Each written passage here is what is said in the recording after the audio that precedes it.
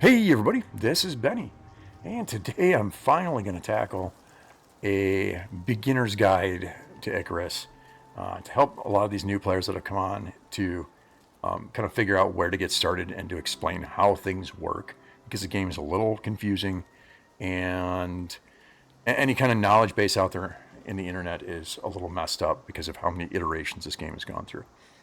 So let's just start off. We're going to create a new character. I'm not going to really mess with the character. It doesn't really matter. I'm not going to change appearance or anything right now. I'm not going to worry about it. I believe you can come back in here and actually edit their appearance later on. So we're just going to go ahead and move forward with New Benny. New Benny's a brand new character with no experience and no tech unlocked, which is very similar how you're coming into the game. Now, when you drop into this screen here, they won't have anything to load, and maybe you have a server you can join. Great. That doesn't change much what we're going to talk about. We're going to be aiming for new, but first let's real quick go over the workshop. So here's your currencies: Ren exotics, red exotics, or unstable exotics, whatever they call them. Let's just quick look at the workshop so we can get an idea what it is. But you won't have anything to spend there, so it's not really that important yet. So the workshop is a collection of items that you can unlock and then purchase for use down on any mission or any planet. It's the only items in the game that are reusable. So you drop down, you can craft things on the planet, but you can't bring those things back up with you. The only thing you can bring back up with you is the stuff you brought down with you, which would be, I'm on the page for suits right now, so these are different suits. Bring some armor with you to equip. Backpacks. I think this is one of a great first unlock right here. And the only backpack that I find useful at the moment is this survival backpack. Real cheap. It doesn't take many missions and you're going to be able to go ahead and get this. Now, I should explain that to acquire this backpack, first you need to pay the research cost, which is that 50 Ren there. And then you need to pay the crafting cost. Now, you never have to pay the research cost again after you've unlocked it. That's just that first research cost, and then you pay the 25 to craft. So you can craft multiple of these. Let's say you got multiple characters are all deployed at the same time. Well, it can be the same character deployed to multiple missions. This right here is all the same character deployed on multiple missions and what he's got with him. So I've got this open world. I've got this open world. And each of those characters is carrying a survival backpack with them. So that's why I would craft more than one item. And then this is stuff that's just sitting in reserve right now. It's not on a mission. Once you take it on a mission, it's not in your items collection anymore until you bring it back up, and then it ends up back here again. Okay. So we've discussed kind of how that works, and you'll get the hang of it as you go. Once you've got the cash to buy stuff, start buying stuff that's gonna make your life easier on planet. First thing we're going to do is new, and then we're going to get these three options here. Open world missions and outposts. Now you've really got three kinds of missions, and the first of those is, and you can see which options are available in each of these things here. The first one is simple missions. Simple missions are they're kind of like grindy missions. They're just regular little missions, short-term missions you can do in order to, earn some small rewards. They are very worth it, especially early on, because you can get access to things that you haven't even unlocked yet. So it's kind of cool to do it. It's very much, a lottery. You don't know what the rewards are until you've completed it. Missions are how the game was originally designed, and we'll go in here and we'll take a look. These are all instanced, so you're not going to play this like an open world. You only have so long once you're logged into it. In this case, the longest you're going to get is like these exploration, and these exploration were open world before there was an open world, before the open world part of the game was introduced. So I can take this mission. I'm going to go down. I've got 30 days, and that's 30 real world days. I've got 30 days to do what I'm going to do and then leave. This is real simple. There's no mission to it. There's no objectives. You're just going to go down and then build something and explore, and that's really all that's for. And then you've got other kinds of missions that just, just introducing you to the game and then working your way through systems and all that kind of stuff. So this is what missions are. They're working your way through this whole spider web of missions, and you can see I haven't really gone too far. I haven't gone past this point here. I love open world, and it's kind of how I play, but I do have plans to start seriously working my way through these pretty soon here. We're not going to start with this today. Instead, we're going to do an open world. And so you saw the first type. All right, I explained the first type, simple missions. You saw the second type, which are missions, these missions here. And the third type are operations. Now, what operations are is they're missions from this group here that have been ported over to work in the open world.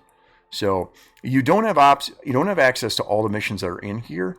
You have the ones that were ported over. So some things are, because they're so very much designed around instances, they just don't work in an open world. Or like that one I pointed out where it's basically a little open world. It wouldn't make any sense to do a little open world mission that has no objectives inside an open world. So that kind of thing's not available. And then it's going to tell you what's available for exotics and red exotics. So open world does allow exotics and red exotics to exist. Red exotics will only be there, though, if you have the expansion or if somebody you're playing with has the expansion. If you're playing with somebody that has the expansion, then you can totally go in here and, they'll start the game. So they've already started the game. You can join a game in Styx or Prometheus if somebody you know has already started a game on one of these platforms. So I haven't unlocked these two yet. I haven't found the necessity. Basically, these are going to be looked at as 2 additional games that use the same character, that allow you to continue your character. Look at it like that. They're complete new maps, new sets of missions, and even the new exotics that expand the game out. Actually, no, I guess there isn't any red exotics in Styx. That's simply the New Frontiers expansion. So you can see what's available. Simple missions, operations, regular exotics. And here we've got both exotics and red exotics. So we're going to pick Olympus. Create new world. Choose a difficulty. Don't do hard for your first time around. It's just not necessary. There's some benefits to it, like a experience bonus.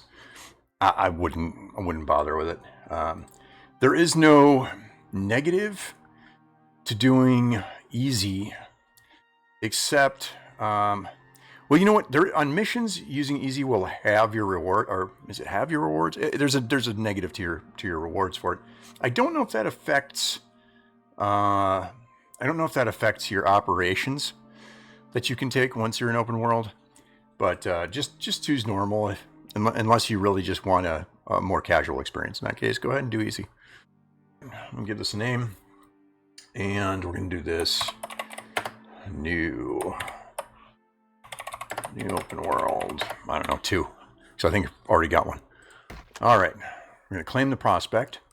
And then it's going to give you this loadout screen. Now, you're not going to have anything when you're first starting out. But you can see that I'm starting a new game with a new character, and it's giving me the option to grab equipment here. I could grab that backpack, drop that in there, and I'd be able to take that backpack down with me, and it would give me an advantage on this fresh start. And that would be cool, but that's not your option when you're first starting out. So we're not going to do that. We're just going to leave everything as is and confirm the loadout. Now we have 5 different landing zones. And this right here, the conifer area, this is the best starting location as far as for a new player.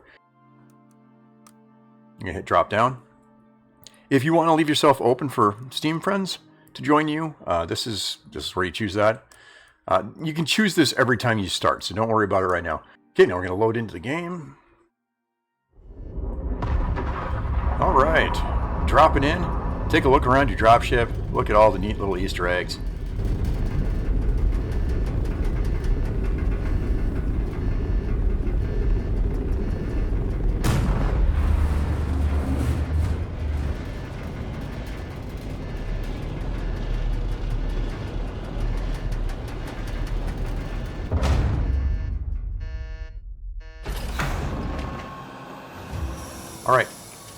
once you're down on the planet, now I've got the narrator's voice turned off because it's loud and it talks over the top of me. So first thing you're going to do once you're down is you're going to find a place to establish and start getting some resources together. So picking up everything, and you can just hold down your gather key, whatever you get that bound to. I have it bound to F right now, so if I walk around and just hold down the F button, I'll pick up everything as I go across.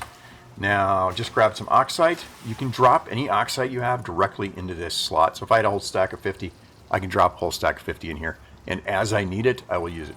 I just use that up, as you saw there. All right, I'm going to take a look at the map. And I got right in the middle this time. My preferred starting location for a new player is going to be like right here. By water with lots of resources around. So we're going to start heading that way. I'm going to pick up oxide as I go because I do not have an oxygen tank yet. I'm also going to grab food as I see it. Berries, pumpkins, watermelons, whatever you happen to come across. Grab it all. If you run out of inventory space, you can always just toss it. Now, some food is better off as is fine to eat raw, and others are kind of wasted if you eat them raw. And I forgot how little stamina you have when you first start this game. We're going to go into inventory, and we're going to eat some berries. And food is always going to give you some buffs. So in this case, I've got 50 maximum stamina from that, and I use less water. So that's going to help me. I want to keep my stomach as full as possible anytime I can. We're going to consume some pumpkin. Now you see pumpkin raw just counts as raw food, and it's just giving me some maximum stamina, and it doesn't last very long. So not the best way to consume pumpkin. We want to cook it when we get the chance. Now we're on our way, and I come across this. This is blue boulders and oxide boulder. I'm going to come in here to crafting, and I don't have a lot unlocked yet. I can't make much, but one thing I can make is a stone pickaxe. And until we've leveled, we're not going to worry about tech tree or talents. Don't worry about that stuff until we've got a level. Then we're going to spend those points. So I'm going to get this pickaxe here, and I'm going to make sure I don't have some oxygen problems. Now, if the storm that's on me right now starts to get to me too much, like if I start taking damage, that would be a problem. And let me show you a quick tactic on how to deal with storms. Crouch down.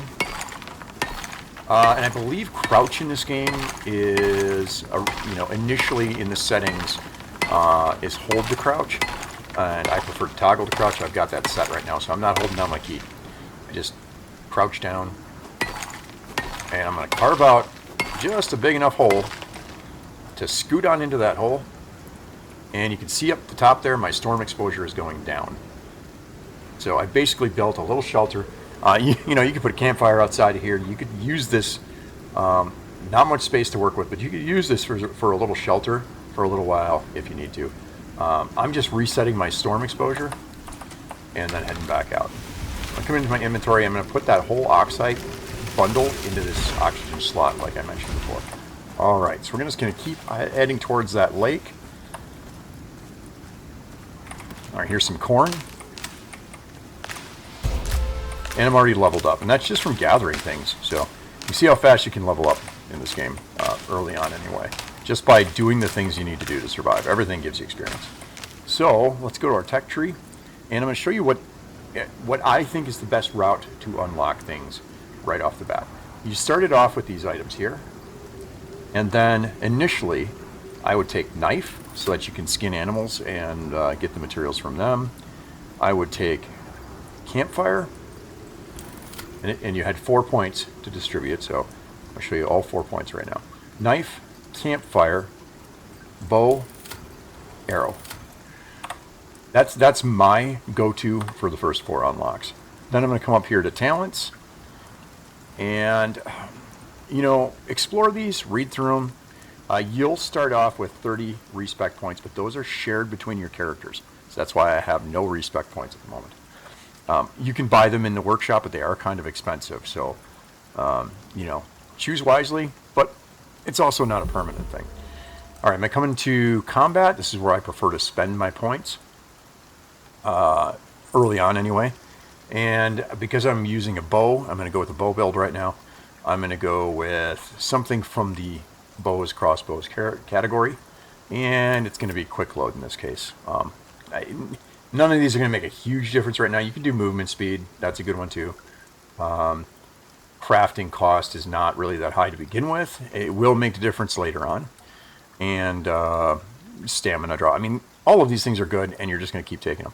Now, the other thing you can spend points on is your solo points. I don't have any solo points yet. These are, as it says over here, these are talents that only activate by playing solo. And what this kind of does is this kind of balances the difference between the group dynamic and a solo dynamic, allowing this game to be really kind of decent for both playing as solo and in a group. So some of this stuff is really cool. You've got, maximum stamina, you've got movement speed, all of this stuff that you can add into your solo game to make things easier if you're while you're soloing. And then once you join a group, those things get turned off and they're not active anymore. Okay, down by the water here now, and we're going to start getting ready to get some wood going. One of my favorite places to build is right there on that island in front of that rock. Careful when you're swimming. There are bad, carnivorous fish. And it can be hard to get out of the water sometimes if the bank's too steep. All right, there we go. I'll come in here and craft some things right away. I'm going to craft this knife.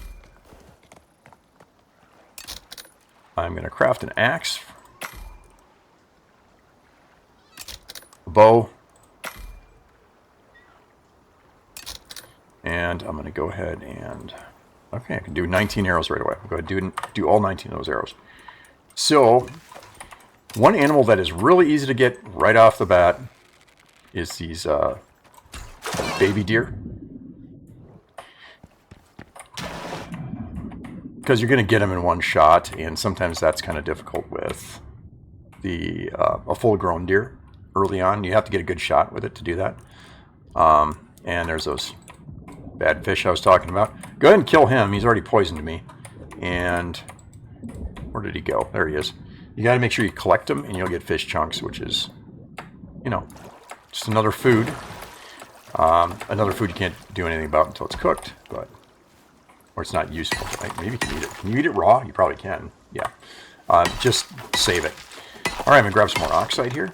Now, as you progress, you're going to get faster and faster at mining. If you dump points into mining, which I do, which really helps to speed up those kinds of processes right there. And I'm going to come into inventory. I'm going to drop this in here. Now, I should be good on oxygen for a little while. And I'm going to drink some water. That does, because this is untreated water, it's going to give me that tainted water buff. Nothing I can do about that right now. Just accept it. All right, continue to gather, which is going to keep building your experience and get you closer to spending some more points on the tech tree. And do some hunting. Now, that sound there means I'm close to an exotics deposit. Anyway, I'll find it eventually. But good to note where those exotics deposits are, because that's how you're going to get that money to spend on station gear. And I'm not really sure where the deposit location is, but those are static. So now I'm not saying that there's always going to be exotics there, but there's set places where exotics will spawn. So I did find that exotics deposit, and there's that rock that I was starting to clear around to build a temporary base. So it's just around the corner there, and you kind of want to remember where these are. So this spot right here, because later on I'm going to want to come over here and I'm going to want to harvest this for some exotics that I can use to spend on the workshop for new gear.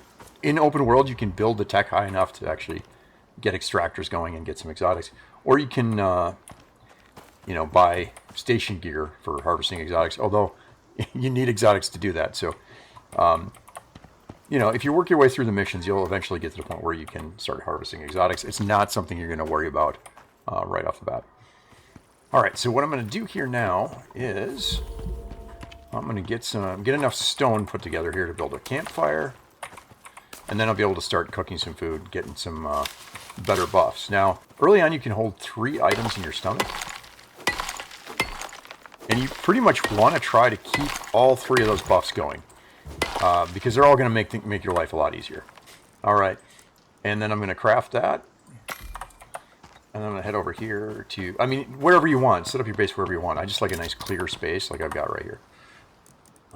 Right. I'm going to deploy that. Try to deploy this in a place where you're not going to step on it. Because you will burn yourself and start yourself on fire. And then if you've got a cabin built and you start yourself on fire and then you walk into the cabin, you will start the cabin on fire. Now I need some wood. So I'm going to chop down a tree. There's another level. And we'll address what to do with that in a minute here. I did get my first solo point, which is cool. We're going to use that solo point to, like I said, to spend points on our solo talents. Now, eventually, you do get to the point of auto picking up wood if you take that talent, and you'll chop stuff so fast it'll be, you know, my advanced character can just whip through a tree like nothing. So, all right. Now we've got some wood. Trees will not respawn just because you left their stump sitting there. Trees don't respawn in the open world at this time. There's a lot of trees, though. So we're going to throw this in here, fuel slot, and then we can add pumpkin, fish. And what I want to do here is these pumpkins are going to last a little bit yet. I'm worried about the fish rotting, and it's always going to be first in, first out.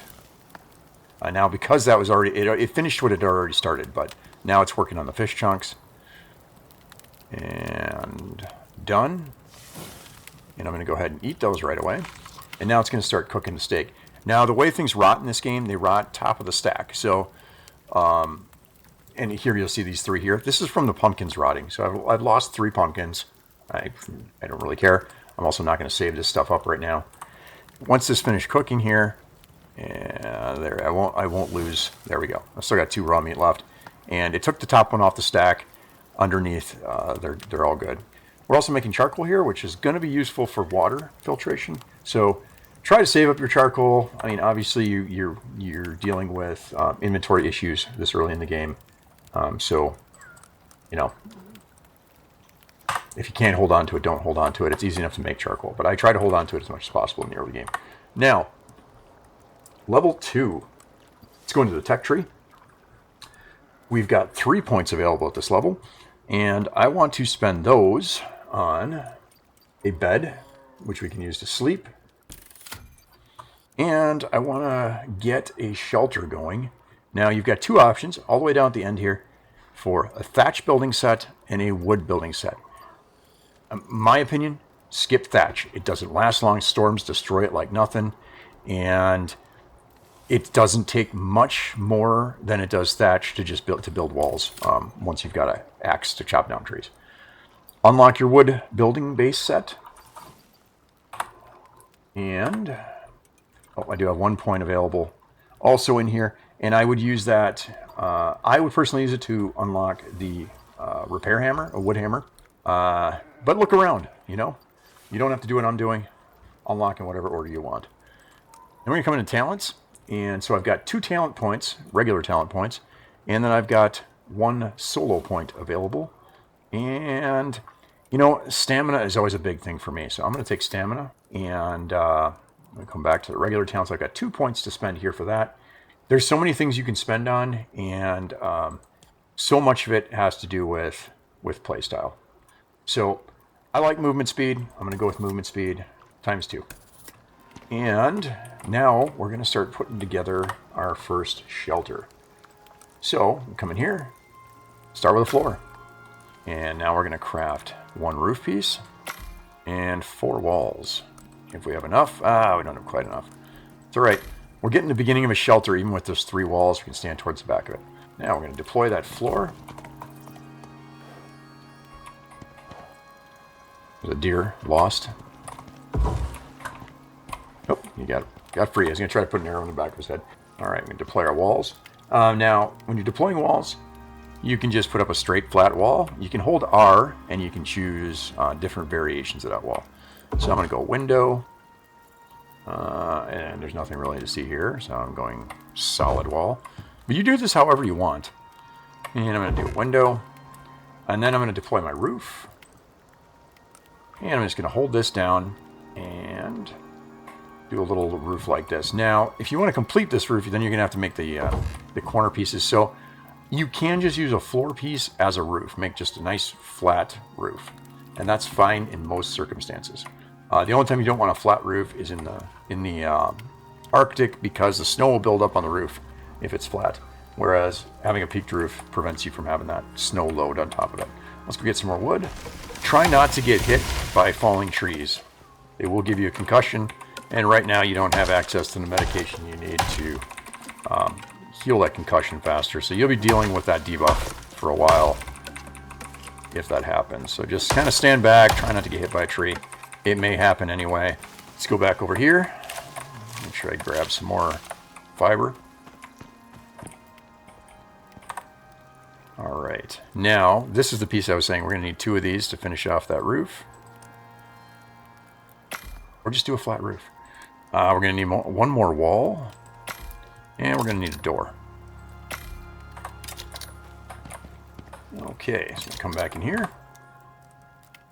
We're going to deploy. And we're going to choose the door opening option. Go. And we're going to do our roof pieces. And what you want to do is select the little one right here. Put that down. Now, these arrows here are going to help you determine where something goes, okay, when you're trying to snap something. So this snaps to the top. This would snap to the left, right, underneath. And then these are for inside, like, so you see this is off to the left, and this is going to snap in it at a 90-degree angle by using this piece here. See? So when you're having a hard time lining things up, find that green diagram piece here and use that for positioning your pieces. Also, you'll notice there's an arrow, like a yellow arrow on there that's pointing outward. So if I hit R, it's now pointing inward. You don't want the outside of walls facing, you don't want the walls facing the wrong way, or they will, I believe they have weathering problems if they're facing the wrong way. All right, here we have a basic cabin, and that was pretty simple to put together. Deploy a door, and there we go. Now we are safe from the elements, relatively speaking. You will want to put together a repair hammer, and what am I missing? Just some stone. You want to put together that hammer before a storm comes through, and you'll also want to make sure you have some extra stone to repair the hammer, in case that storm lasts for long enough to where your hammer is actually wearing out. Now we're going to go hunt, and why I'm hunting is I need to build a bedroll so that I can respawn here, and that needs fur. So you're going to be careful. Keep your eyes open for those dang horses. They're so irritable, and they'll come at you from a long distance. I haven't seen any over here yet, but I've seen them on this island before, so be careful for that. Oh, there's one right there. I likely, he's only level 2, which means he doesn't have as many hit points as they could. But they are not a pushover. I'm going to show you. Get a headshot, hopefully right away. I did not. But concentrate on those headshots. Water slows them down a little bit. Keeps them from jumping on you real fast. There we go. You can't really matador these, like that's how you would handle a bear, is by jumping to the side. You shouldn't run into bears in this area, so don't worry too much about that. They do not give great fur. They do give okay leather, so... and then take the bones. Alright, I see one of those goat things over there. Now, I'm used to a lot better bow than this, so let's see if I can actually hit him from here. Okay. I'm just going to keep adjusting until I've got my aim down. Oh, there we go. Now, kill cam is an interesting thing. I don't want to get into it too much, because that's not what this video is about. I'm not, you know, totally breaking down mechanics here. But basically, if you are capable with your current setup of doing enough damage to one-shot a creature, the kill cam is basically you one-shotting that creature. It's going to bump your damage up to your maximum damage. And it's going to give you a little bit of aim assist. Oh, see, I've already broken that knife. And I actually don't have the rock to build a new knife, so I'm going to leave the bone. Actually, you can harvest bone with an axe, too, so I can finish harvesting that. There we go. And how am I doing on that bedroll? 3 more. And I am going to need that knife, so got some rock. And there, just repair that with a rock. Okay. Let's see if we can't find a little bit more fur before nightfall here. Alright. Hopefully that's our last 3 pieces here.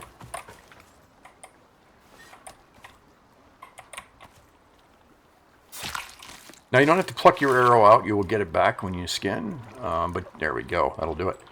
But if you're not going to skin a corpse for its meat and bones, if you're just going to leave it, you can just pluck the arrow out also. Different arrows have different break chances. So in this case, there's a 50% chance it's going to break. But they're cheap and easy to make. Some of the workshop arrows have actually only a 5% chance to break. You can reuse those things for a long time, provided you can figure out where it went. All right, I'm going to come back in here, and I'm going to throw some more meat. Now, this is full up, so it can keep completing a stack, which is actually not going to do right now, right? Yeah, it's not going to make anything because it's full. Because these stack to 10. So if I consume one of these, this will start going again. But really what you want to do is just kind of keep clearing your food out of there so you can keep making more. Come back into our little 1x1 shack, which we're going to expand pretty early on. Let's go ahead and deploy our bedroll. Sure, there we go. And we are ready to sleep through the night. Now, it happens instantaneously as soon as you lay down if all of the conditions are met, which is it's between the correct times, you got a campfire going, and all players are agreeing to sleep. So everybody's in their beds. It looks like I didn't sleep, but if you heard the noise, I did sleep, and the clock actually changed, which is why that first icon is red now. So go ahead and hit F to get back out of bed. It is now morning, early morning, and we are ready for a new day. You will notice that I now have a well-rested buff. So the more you add to your cabin for decor, could be a nightstand, could be a better bed, could be a trophy on the wall, whatever you're adding in there. That stuff is all adding to your, if you see it on there, your total coziness. The higher your coziness gets, the longer your buff lasts, the more effective it is. And that buff can actually be pretty nice to have, especially when all these numbers start creeping up as you get more and more of a better sleeping circumstance. So work on your sleeping conditions. And I should show you how to expand the cabin. What I'm going to need to expand is another floor space and 2 more walls. Well, and a roof. So actually we're going to throw another floor on there. I'm just going to do a flat roof. I don't want to get into the more complicated roof right at this moment. But let me show you how easy this is. So I'm going to focus over the wall panel here, and I'm going to hit Y. Now, you saw that wall broke because I hit Y. I did receive the wall back, though. You're not going to, as long as something is repaired, I might have to repair it if there was a storm, but as long as something is in full health, you can break it. It'll go to your inventory, and then you can just reuse it. So I am going to do this. I'm going to put up this. So I only made 2 walls because I won't need that third one. I've already got it right here. And I'm going to go ahead and throw in a window. And I am going to, oh sure, why not put another window right here. And again, we're just facing the back wall here, so I'm just going to do a solid wall there. And then that flat roof. And there we go. Now I'm up to a 2-square cabin. A lot more room to work. And when we get to the point of having a workbench in here, which is really going to help things start to take off, I'll have a spot to stick that right up against the back wall here. All right, so hopefully that helps you get started in Icarus. And from there, it's just a matter of working your way through that tech tree. You know, examine what you're purchasing, and you know, find the route that's going to work best for you. But I've gone over, I think, what's probably the most important things to get done right off the bat. once you've got shelter, food, and water, the rest is just a matter of making that slow climb to independence and automation and all those great things that are going to come in the future. Now, I was just about finished editing this video when I realized I forgot something very important, and that is the Prospector field guide. You get this default, it's the J key. Hit the J key, this will pop up, and then you get these three parts to it. I'm going to go from least important, in my opinion, to most important. Fishing record. It's just going to give you, the number you've caught and highest quality and all that. And it's pretty cool. Tell you what's an effective lure. So if you're into fishing, it is certainly a, kind of a useful tool for fishing. The second most, I don't know, that's pretty tied here. But either of these things, they're both really important. First is the Bestiary. Now, the Bestiary is shared between all your characters. So that's why I've got so much progress, say, in wolves here. Now, anytime I kill a wolf, skin a wolf, mount a wolf head for putting on the wall, I gain experience, I guess you want to call it, progress. I gain progress in wolf every time I do that with a wolf. And what that does is it's going to unlock these different stages as you get working your way towards the 100% here. So right now I'm at loot table with wolf, and that means that I can see what the wolf's loot table is and how likely it is for something to drop. I have a 15% perceived threat from wolves, or negative 15% threat. I can see what its traits are, weaknesses, and what it can do, and all that stuff. So very useful for determining what you need in order to attack an animal. Plus you get these bonuses, and that's going to vary by the animal. One of the ones I've got almost complete is the Tyrannus at 98%. And so I don't know what this last thing is yet. The last thing I did get was the lore entry, which I haven't read through. But we've got a loot table. We've got plus 5% tamed creature maximum stamina, and its creature stats. So completing these things will help you learn how to fight certain animals.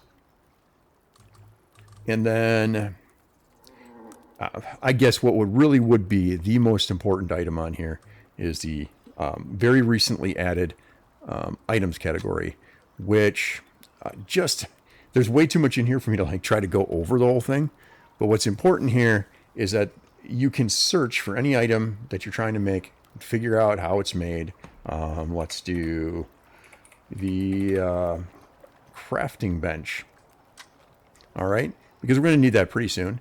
We're going to have to unlock it first, but here's what we need to make the crafting bench: fiber, leather, stone, wood, and this is where it's crafted. So it's crafted in the character crafting slot, where a lot of things later, like these are all things that can be crafted using the crafting bench.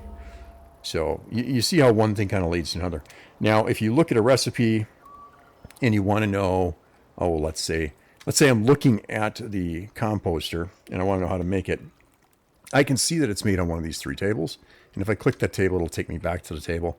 Heck, I can click on the leather here and it'll tell me about leather. It'll tell me what it can be procured from. It'll tell me what it can be used for. So very useful for trying to figure out ways to build things, alternative sources for leather or other materials that you happen to come across. This has been a long time coming and is super useful to a new player. So thought I'd point that out. Back to the main video. So I really want to say thanks for the support I've been getting on the channel. I really appreciate you.